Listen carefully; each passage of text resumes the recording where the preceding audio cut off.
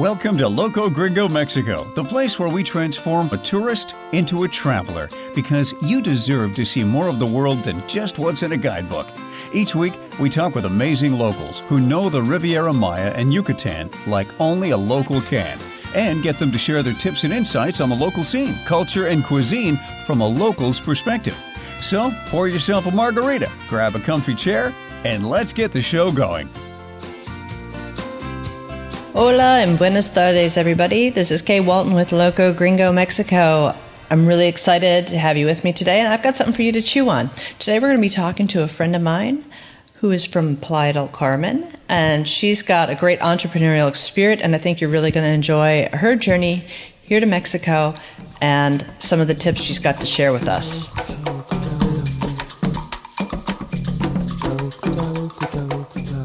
Hi everybody, this is Kay Walton. I'm really glad to have you with us today, and I have the fortunate opportunity to talk to Sara Moen. Hi Sara. Hi Kay. Great that you're with us today. Sara's originally from Northern California, and she lives in Playa del Carmen. And Sara, I'm gonna let you. Why don't you give me, because you know what, I know Steve, her husband, really well. Steve is one of our staff here at Loco Gringo. But Sara, I haven't had as much opportunity to talk to. So Sara, fill me in. Tell me how you came down, how you wound up in Playa del Carmen from North Cali. Well, as there's always an adventure behind every story, how everybody ends up in Playa. But I actually moved to Seattle in 1990 to go to school, and that is where I met my future husband, Steve. And we were married in 1993 in Seattle, and I was a private Montessori school teacher, and he was a tech guy for Microsoft. And we lived that city life for many years, and I'd always been traveling to Mexico since I was a very small child. Since I was 11 years old was the first time I came to Mexico, but I had never been to this part of the country before on the Caribbean side. I'd always traveled to the Pacific side. So we decided in 2001 to take a little break, a month-long break, to kind of reevaluate and see where we might like to move next. And our plan was Austin, Texas, but we decided to come and spend a month in Playa del Carmen. And as everyone knows, once you arrive here, it's very difficult to leave. We had an excellent time, and we met our future business partners. And within 6 months of returning home, we had sold our house and packed our 2 Australian Shepherds and our cat in a travel van, and we headed south, and that was in December of 2002. Well, excellent. Now, you said you had business partners. So what business are you referring to? Playa Maya News? Was that your first business that you started, or was there something else before then? Actually, my dream, a longtime dream as a child, I'm a longtime educator, and that's my background is teaching, and I have a Bachelor of Science in cognitive development of children. So I had a passion for teaching, and we actually initially came down here to start a learning program and an international school, which we did. We had Mayakoba was the name of the school, and we had that here in Playa del Carmen for 2 years upon our first arriving here. Wow, I didn't realize that. Wow, that's super. Yeah, it was definitely interesting because this was 13 years ago, over 14 years ago almost at this point, and it was not as progressive, and there wasn't as many foreigners here. We had kind of bitten off a little bit more than we could chew, I'd like to say. So it was definitely a challenge, and we did open our doors, but we weren't able to sustain ourselves, and for many reasons, one of which was the huge language barrier and learning the cultural differences, and it's difficult starting a business anywhere and a school, never mind in a completely different country. So now you didn't have Spanish when you came down. You didn't have any Spanish, but you started the school with just English and went with that. Yeah, so I was exposed to Spanish from a very young age. I was in a bilingual preschool, and I studied Spanish all the way up through college, but it was more of a foundation of formal classroom Spanish. It wasn't conversational. It wasn't business Spanish. It wasn't actually speaking the language, but I did have some background when I got here. So that was fortunate for sure. Well, that always helps. I know there's a lot of people. I'm probably one of them. I mean, my Spanish is not great, but I know there's a lot of people who move down here without Spanish. So if you have some, that gives you at least a foot in the door or a leg up, as they say. Absolutely. And I actually progressed fairly well the first 5 years, but as you know, the common language here is English because there are so many foreigners. That's our common language here. And so if you do not move forward and actually want to learn Spanish, it's very difficult to have it come to you naturally. So I went and did a postgraduate degree in Spanish and education in central Mexico. And I did that in 2009. And it was a 5-year program. So that definitely helped. So after you closed your school, did you start another school, or after you got this continuing education, how did you put that to work for you? Well, actually, once we closed the school, that was in 2004. I think it's right around 2004 that happened. And we went directly into starting our media company. And that was where Playa Maya News came into the picture. And that was the first English community newspaper here in the area. And Steve started Virtual Playa, which was web design and consulting and technical stuff. And you guys did a great job. The newspaper was fabulous. I loved reading it. Thank you so much. We had a lot of fun. It was an innovative idea, and it wasn't. There weren't, again, as many foreigners and advertisers that were willing to take a risk. But we ended up doing the print edition for 2 years, and then from there we decided it was a lot easier and more mainstream to be able to do it just solely online. And we actually ended up doing the newspaper for nearly 10 years. So it ended up being a very good and successful business for sure. I have to say, you obviously have an entrepreneurial spirit. Now, after Playa Maya News, what came next for you? Didn't you go back into education? You're working with a children's group in Playa, right? Absolutely. I decided to take a break from the newspaper as I was the one that was mostly behind it. Steve was the technical side of things, and I was the front woman, quote unquote, and did all the writing and all the sales and everything. And I wanted to get back into my career as an educator. And that is actually when I went back to school, simultaneously teaching at the local Waldorf school as well, Auckland. And after that, I followed up with being the director of a developing arts program for primary age children in a new community center in Playa Car. It was called El Arbol. And I finished. Oh, excellent. Yeah, I finished that contract in 2014, I want to say. Yes, the summer of 2014. So it's been 2 years, and that's when I decided to take a sabbatical year. And what did you do on sabbatical? Hang by the beach, read books, and it just chill out, or did you hit the road and travel some? I hit the road a lot. I actually traveled a lot between within Mexico as well as my old stomping grounds in Northern California. I was able to spend time with family and friends in the north. And Steve is fortunate, excuse me, that he was able to come with me because he is able to work online, as you know. And excuse me. And from that, he said to me to think of something that I'd always wanted to do, and he would support me for a full year, and if I wanted to try a new project. So I had to put my thinking cap on.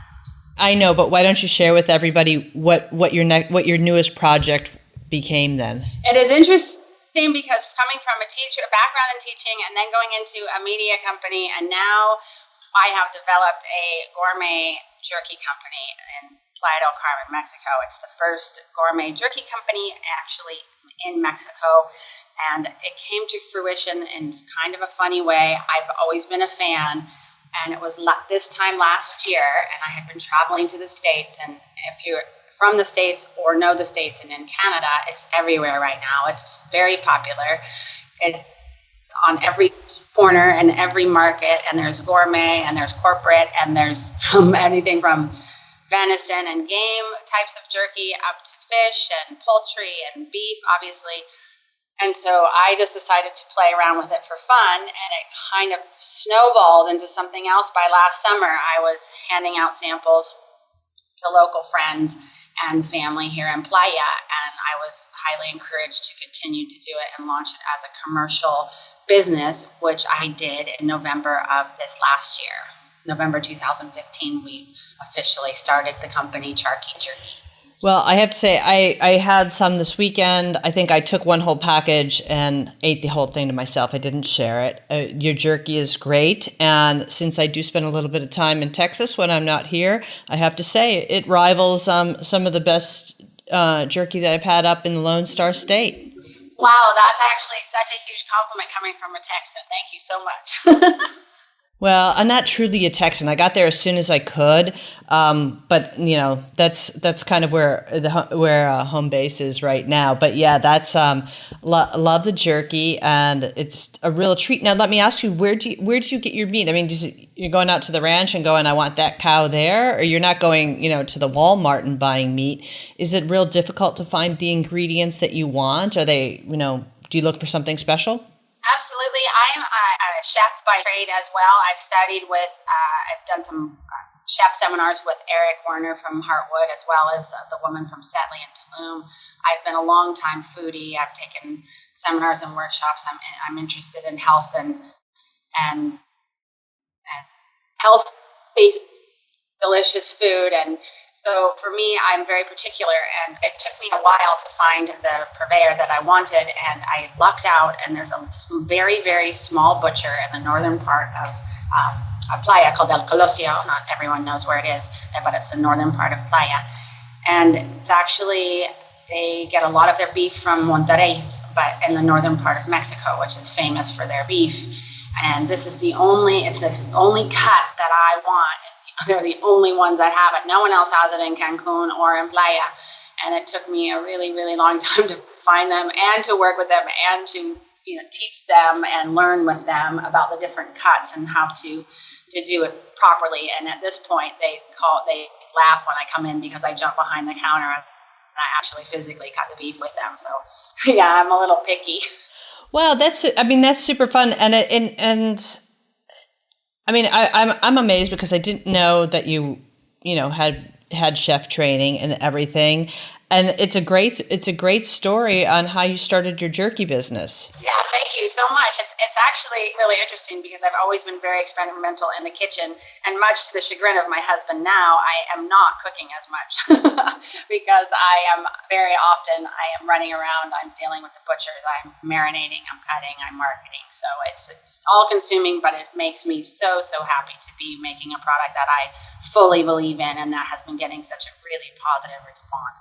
Where is the jerky being sold? And it's Ch'arki Jerky? Am I pronouncing that correctly? You are correct. It's Ch'arki Jerky. Ch'arki is actually an indigenous term for salted meat, and it comes out of South America. Originally, it's from outside of in Peru. And so basically, it's a funny way of saying jerky. But I wanted to do something that kind of honored the Latino side of things as well as the American side of things. And people from South America and Central America, they look at Ch'arki and they actually know what it is as well. It's just a little different style. Oh, that's interesting. I thought it was a Mayan thing. I was like, well, I've never heard of this term in Mayan. So it's interesting that it's a Latino, South American type term. Yes, I was speaking to a friend of mine from Argentina, and I was asking him what he thought, and he was very supportive of the project, and he was actually the one that came up with the name, and he said, if you use this term, Central and South Americans will know that it is a beef or product that has been processed, and they won't know exactly that it's more Americanized, but they will recognize the words. So that was one of the reasons that I used it, and also I like the sound of it. No, it sounds super cool. So where can I get some? I know that I get to sample it every time I see you and Steve, and I love getting my little bolsita, my little bag of jerky. But where can people find the jerky here in the Riviera Maya? Well, there's a variety of spots. Currently, I do a lot of direct delivery and ordering through our Facebook page, and we also have contacts on our phone. So I have a jerky hotline, so people WhatsApp me, and I bring them jerky. But I have a variety of stands in town. I have a stand at Bar Ranita, which is a little local bar downtown in Playa. I have a stand at a local bakery called Das Brot that also features other locally made products in the area. I have a stand in Puerto Morelos, an Alma Libre bookstore, and I am currently at 3 local markets. I go to the Cava Casa market on Tuesdays. I'm at Cocoa Beach Market on Fridays, and I just now got invited to be in a farmer's market in Mayakoba. And we are waiting to hear back to actually be mainstreamed into one of the local markets that's DAC. So it would be available just in the local markets where everybody shops. So I'm growing my stands and the options to find me point of purchase every day.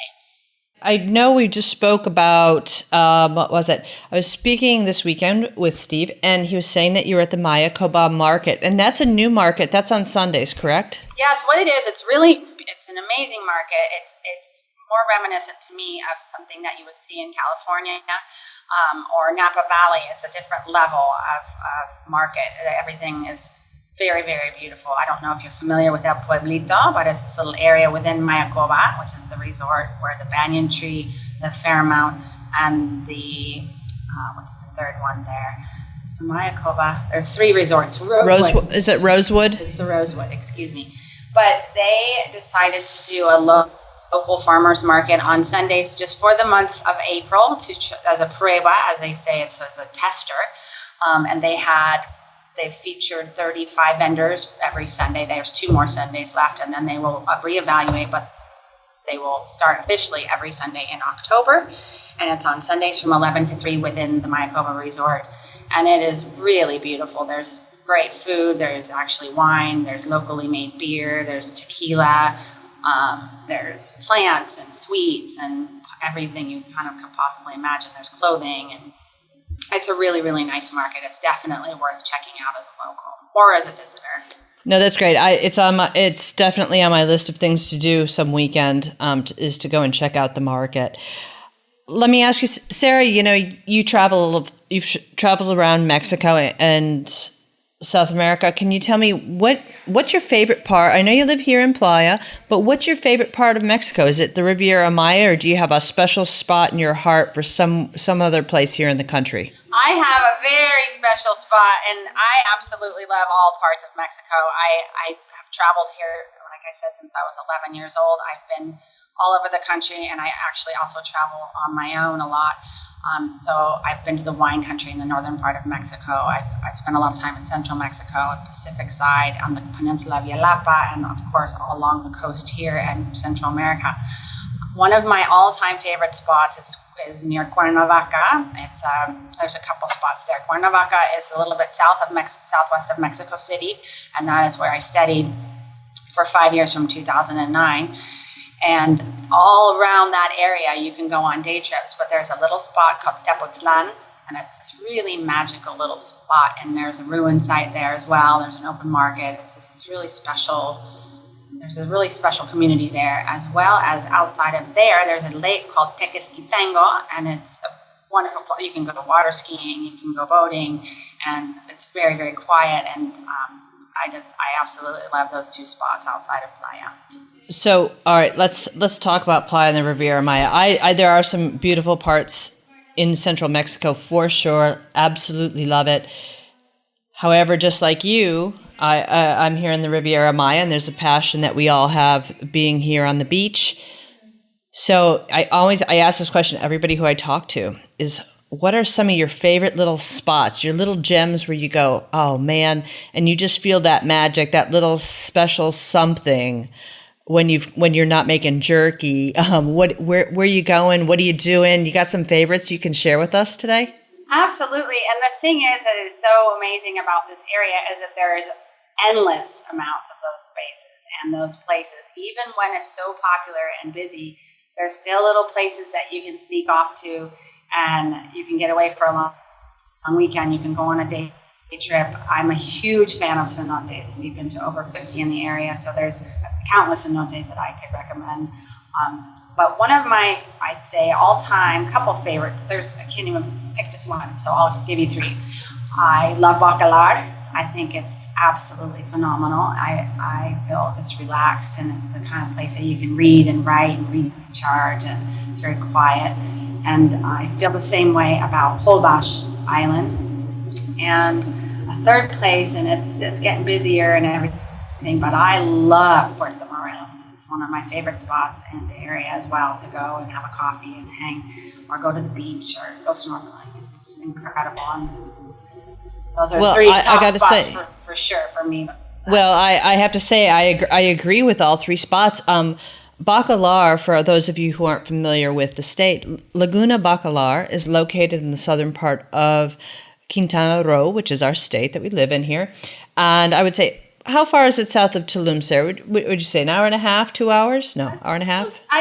Closer to 2, 2, maybe even a little bit more, depending, because sometimes there's road work. It usually takes us 3.5 from Playa, so it depends.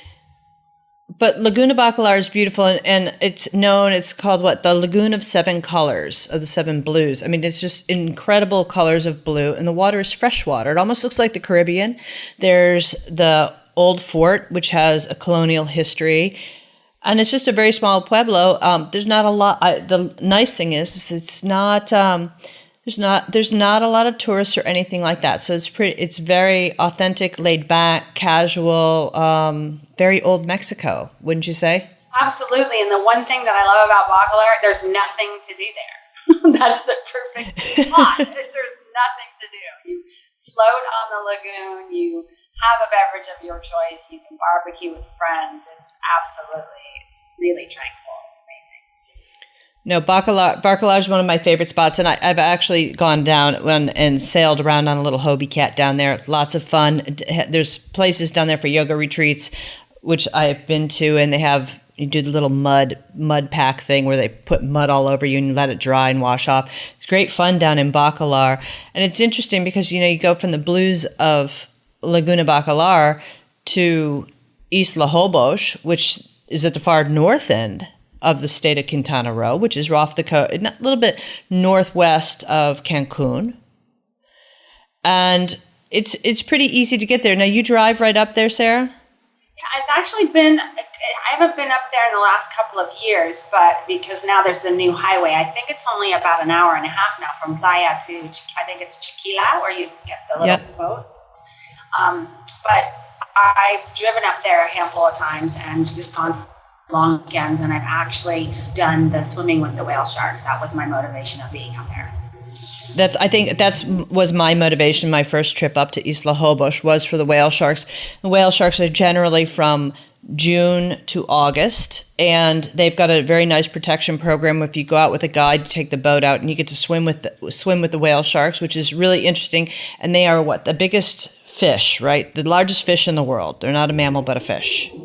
Exactly, and I am just a snorkeler. I am not a diver. I've never been a diver, but every time I've gone with divers. And the very first time I went with 4 women who were all divers. And let me tell you, I was a little bit chicken when I saw how big they were, but I sucked it up and I got in the water, and it was one of the most incredible experiences of my lifetime. It was absolutely amazing. I recommend it to anyone that has the opportunity to go. It's really life-changing. It's amazing. I like the vibe that's at Isla Hobo as well. It feels, it's got a bit of a Mexican flair to it, but it's still, you've got that Caribbean island feel, and maybe it's just the whole island experience. But, there's no vehicles there on Isla Hobo except for maybe some golf carts, maybe 1 or 2 trucks. But essentially there's golf carts. You can buy ice cream from the guy with his little tricycle pedaling around town. But to me, it's just like old school Caribbean life. Yeah, one of my 2 really great things that I love about Holbox, besides the whale sharks, is it actually has a really high population of Italians. So you have incredible Italian food, and it's fish-based Italian food. And they have these little shacks that are kind of scattered along the beach. And if you go right around sunset, you can have all the fishermen have come in, and they've made fresh ceviche, and they serve it on a local leaf, and you can get it with a cold beer, and the equivalent to maybe $4 or $5 for a fresh leaf of homemade ceviche and a cold beer. You can't beat it. No, you can't. You certainly can't beat it. And, the third place that you mentioned, Puerto Morelos, I think Puerto Morelos has been overlooked for years. And I was just there the other day, and I have to say, it's just fabulous. The beach, if there's 5 people on the beach, it might be crowded. But it's just got great charm, and there's not a lot of people there. Some great restaurants. I had one of the best sabutes. Sabutes is kind of I don't know. It's a regional food. It's kind of like soft shell taco. I don't know how better to explain a sabute. But I had sabutes there, a fresh juice. I just find Puerto Morelos to be charming. About Puerto Morelos, I've been going there for many, many years since we've moved here. And recently I've done markets up there and I've done business up there. But more than anything, what I love about Puerto Morelos is the really relaxed, local. There is a foreign-based population there as well, but it's this very laid back vibe, and I love getting a coffee from Cafe Amancia and just sitting on the square and just sitting out and looking at the ocean and watching the boats, and there's the lighthouse there. There's nothing like Puerto Morelos, and they've also have a new beach club that's on the northern end of town. It's called Unico, and they're starting to feature live music with bigger acts, but not anything obnoxious. Actually, I went there and I think it was in October. And if anyone's familiar with Jenny and the Mexicats, they played on the beach, and a group of us came up from Playa, and it was amazing. So yes, I'm a big fan of Puerto Morelos. Oh no, I mean, you've hit three great spots that I think everyone should experience if they're coming down here to plan a whole trip or vacation to stay in Bakalar or Hobos or Puerto Morelos, all great spots. Well, Sara, where can people find you, reach out to you on the web, so that if they want to find out more about Ch'arki Jerky or your recommendations, or maybe even they want to look some insights for some nonprofits with children's education that come down and do some volunteer work, is there a place people can track you down?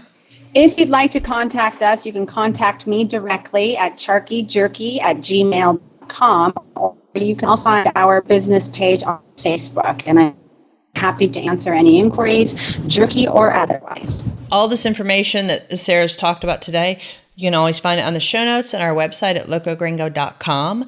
And if you have trouble finding Sara or Ch'arki Jerky, you can email me, askk@locogringo.com, and I can hook you up with Sara. Well, a big thanks to my friend Sara Moen and to all of you for joining us today. I hope that when you come down, you'll look for some Ch'arki Jerky, one of Sara's projects, her latest entrepreneurial adventure here in the Riviera Maya.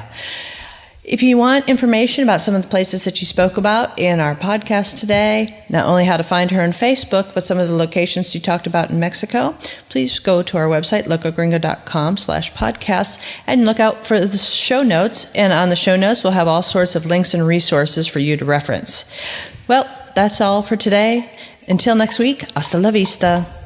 Thanks for listening. If you like the show, be sure to subscribe. For links, show notes, and more information, head on over to locogringo.com or give us a call toll-free at 800-478-0081.